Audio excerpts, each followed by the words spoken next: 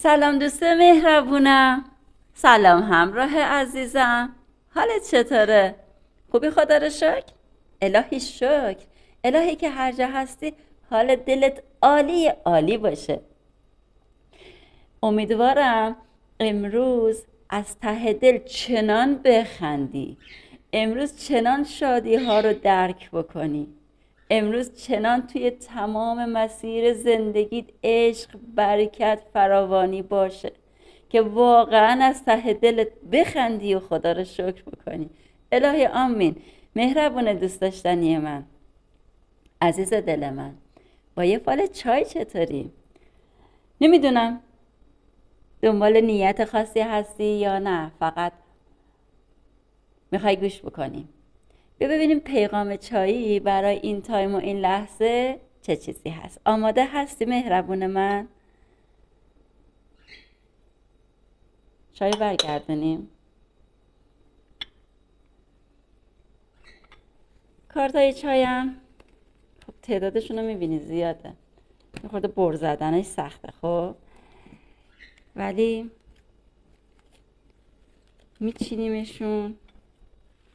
ببینیم زمانی که پیغامش بیاد کدوم یکی از این کارت ها میاد وسط. خب قشنگ مهربون من، نیت کن عزیز دوست داشتنی. خب چقدر جالب. اولین چیزی که خودت هم میتونی ببینی اونجا مثل شبیه یک ماهیه. ماهی مسائل مالی رو هم معنی میده، فرصت و شانس رو هم معنی میده. این روزها منتظر یه فرصت و شانس باش، منتظر یه اقبال و برکت باش. کلمه ندا هم اومده، رضا هم میتونه باشه، ندا هم میتونه باشه. اگر این فرصت و شانس رو یک ندایی در نظر بگیری، یک الهامی در نظر بگیری، یه فرصت و شانس خیلی عالی امروز میاد به سمتت. توی حروف اسمی نون، دال، ر، ز، این حروف اسمی امروز فرصت و شانس رو زودتر دریافت میکنین. امروز اون فرصت به سمت شما خواهد اومد، منتظرش باش. ببینیم چقدر ستاره افتاده. ستاره چندین معنی داره مهربون من. یکی از معانیش خب هدف زیاد داشتنه، سردرگم شدنه، نمیدونی باید چه کار بکنی، چه کنم چه کار کنم کردنهای زیاده. یا خیلی راحت بهت بگم توی هدفات گم میشی، نمیدونی، سردرگمی بلا تکلیفی برات اتفاق میفته. حتی معنی دیگهش سردرد شدنه، حتی معنی دیگهش بیقراری توی شبه، ناآرومی توی شبه.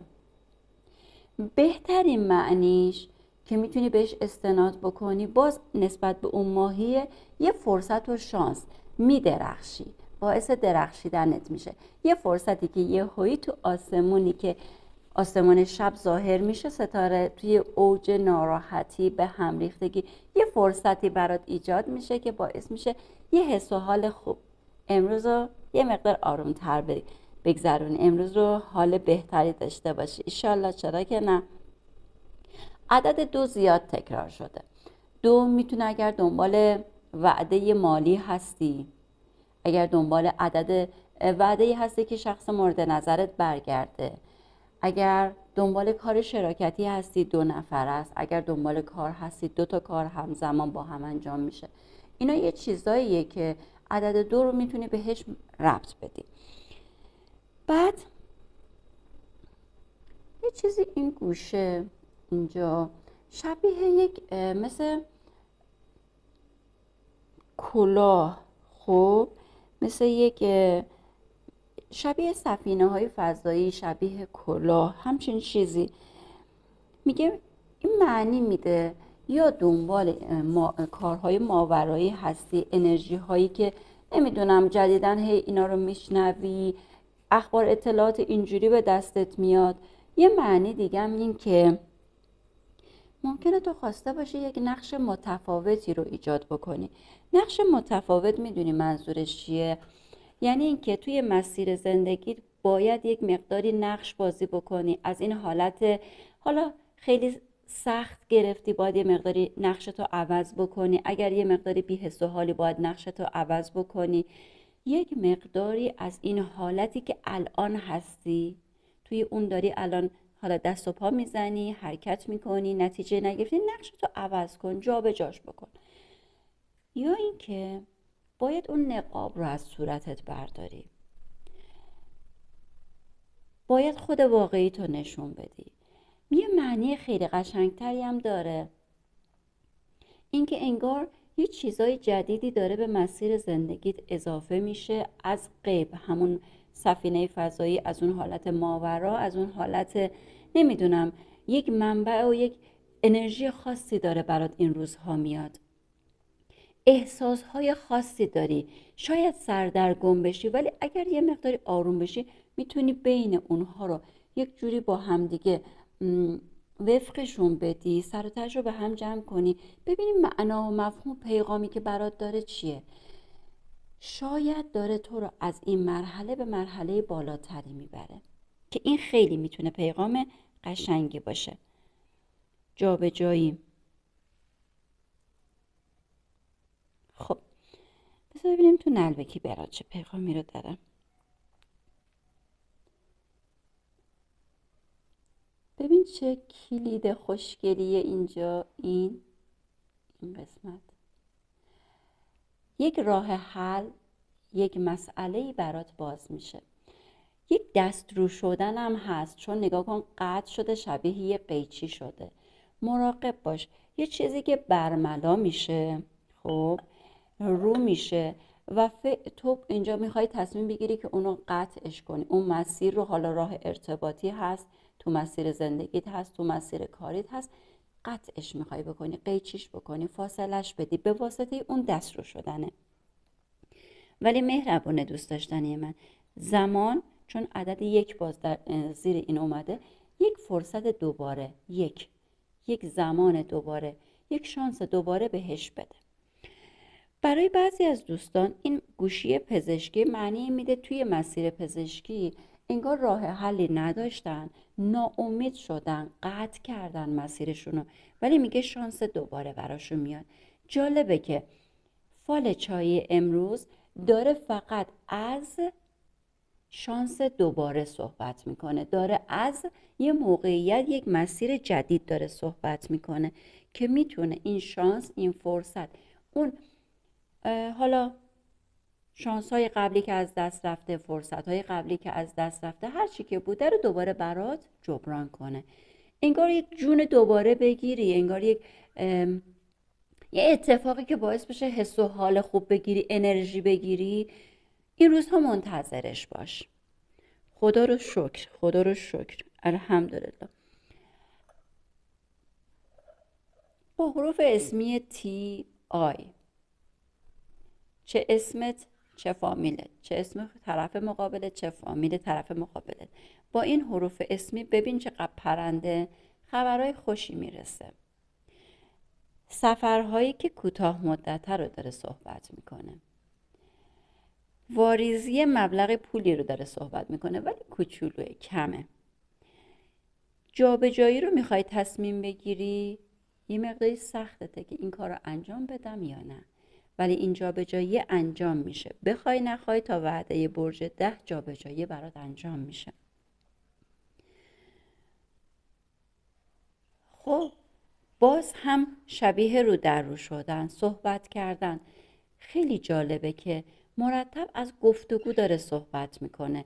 این گفتگو میتونه هم برای خودت مفید باشه، هم برای شخصی که حالا ازش فاصله گرفتی، پارتنرت، همسرت، اعضای خانوادت، فرزندت، شریکت، رقیبت، هر کی.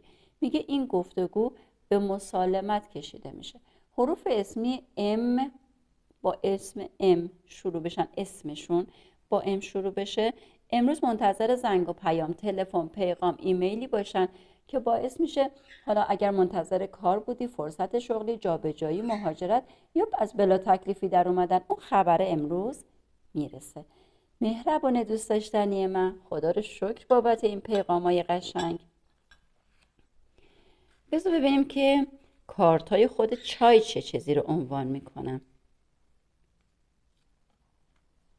خب رفاقت ها، دوستی ها، صمیمیت ها. شاید روزهای تعطیلی رو داشته باشی، شاید دوست داشته باشی یه تایمایی رو تعطیل بکنی و فقط به دوستی هات اختصاص بدی، فقط به دور همی جمع شدن ها. میگه روی این دوستی ها عدم صداقتی وجود نداره. جمع شدن هایی که ممکنه حتی مربوط به دوستان دوران گذشته، دوران درس تو، نمیدونم چندین سال پیش تو پیدا بکنی، یک جمع شدن هایی رو توی چند روز آینده برات داره صحبت میکنه. همچنین معنی دیگه‌ای که میده، از دوستانت کمک میگیری برای امور کاریت، یا صحبت هایی تو جمع دوستانه میشه، ایده های جدید میدن. ممکنه تو جمع دوستانت با کسی آشنا بشی، پس این ایده و فکری که توی جمع دوستانت هست و دست کم نگیر. خب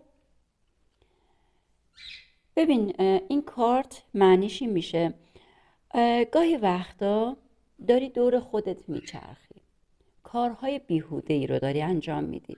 بهتره که یک نظمی رو به زندگیت، به کارهات بدی. این نظم و این کار چه چیزی هست؟ از یک کشوی ساده مرتب کردن تا برنامه‌های روتینی برای زندگی داشتن، تا غرق نشدن تو تمام کار. نگاه کن، یک نظم بده به غذات، به رفتارهات، به گفتارات، به صحبتات، به فکرت. یک نظمی رو ایجاد کن، چون میگه مدتی فقط داری دور خودت میچرخی و نمیدونی چه کاری باید بکنی. اگر تایم داری، فرصت داری، زمان داری، امروز روز نظم خودت بذار تا اون شانسه و فرصت زودتر به سراغت بیاد. یک نظم توی تمام قسمت‌های زندگیت. افکار تو، یادت ستاره رو تو چایت گفت؟ به هم ریختگی فکری. این نظم رو ایجاد کن تا بتونه مسیر زندگی تو خیلی هموارتر کنه، نچرخی.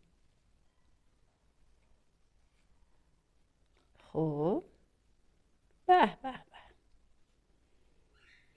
یه خبر اینجا یادت گفت یک منتظر یه خبر باش، منتظر یک ایمیل باش، یه پیام باش، یک زنگ باش. زنگوله به صدا در اومدن پیروزی، شادیه.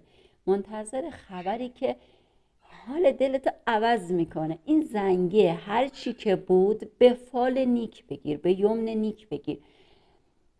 بگو شاید پیغام قشنگی قراره به هم برسه، بگو قراره خبر خوبی برسه یا ازش یک درس خوبی بگیرم. پس نادیده نگیرش. خب مراقب سلامتیت باش. چقدر تاکید داره میکنه نظمه رو برگردون. اینجا توی این کارت نظمه رو برگردون به اینکه مراقب سلامتیت باش. روی سلامتیت یه برنامه خاصی رو بذار، یک وقتی رو بذار و یک نظم غذایی ایجاد کن. به خاطر آشفتگی فکرت شاید اصلا به خودت نرسی، بگی حالا امروز رو ولش کن، حالا باشه، حالا بعداً میرسم، حالا امروز رو هر جور باشه از سر باز کنم تا بتونم این مسئله، این چالش، این مشکل رو حل کنم. از ناراحتی در اومدن هست. بهتر اینه که فکر تو یه سرانجامی بدیم. این کارت نشون دهنده یه چیزای خیلی مهمه. بگ، کیسه، ببخشید، بگ، معذرت میخوام، مثلا بگ، کیسه، مسیر مالی. گفتم یه پول خورده کوچولویی گیرت میاد، یه پول ریزه. توی مسیر کاریت وضعیت مالی، یک کاری رو ایده شروع میکنی که وضعیت کاری بهبود پیدا میکنه. چقدر میتونه با این کارت دوره همی دوستان، این نظم، این خبره مچ بشه، با همدیگه همسو بشن. یک ایده‌ای به ذهنت میرسه که یه فرصت شغلی که میتونی تجربیات جدید، فرصت‌های جدید، ایده ها و حتی سرمایه خوبی کسب بکنی. این رو نادیده نگیر مهربون من. و یک کارت دیگه.